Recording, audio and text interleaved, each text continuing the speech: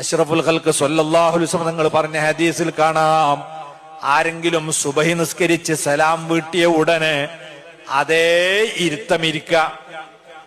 അവിടുന്ന് പറഞ്ഞു കാലിളക്കി വെക്കാതെ ഇരിക്കുക. നമ്മൾ തൂണുമക്ക് ചാരാൻ പോകരുത്, ചുമരുമക്ക് ചാരാൻ പോകരുത്, സൊഫൊന്ന് മാറരുത്. ഇമാം അടക്കം അങ്ങനെ തന്നെ ഇരിക്കുക. നിങ്ങൾ ശ്രദ്ധിച്ചിട്ടുണ്ടാവും, മഗ്‌രിബിനും സുബഹിക്കും സാധാരണ ഇമാം പെട്ടെന്ന് തിരിയില്ലല്ലോ. അതെന്തുകൊണ്ടാ? നബി തങ്ങളുടെ നിർദ്ദേശ ആ കിബിലക്ക് തിരിഞ്ഞെന്നെ ഇരുന്ന് 10 വട്ടം നിങ്ങൾ ഈ ഷഹാദത്ത് ചൊല്ലിയാൽ, ലാ ഇലാഹ ഇല്ലല്ലാഹു വഹ്ദഹു ലാ ശരീക ലഹു ലഹുൽ മുൽക്കു വലഹുൽ ഹംദു യുഹ്യി വയുമീതു വഅലാ കുല്ലി ഷൈഇൻ ഖദീർ. അന്ന് മഗ്‌രിബ് വരെ നിങ്ങൾക്ക് അനിഷ്ടകരമായതൊന്നും സംഭവിക്കുകയില്ലെന്ന് സ്വാദിഖുൽ മസ്ദൂഖ് മുഹമ്മദ് മുസ്തഫ സ്വല്ലല്ലാഹു അലൈഹി വസല്ലം. ഇത് നമ്മൾ പതിവാക്കണം. ഉമ്മമാര് ഇത് ചൊല്ലാതെ അടുക്കളയ്ക്ക് പോകരുത്.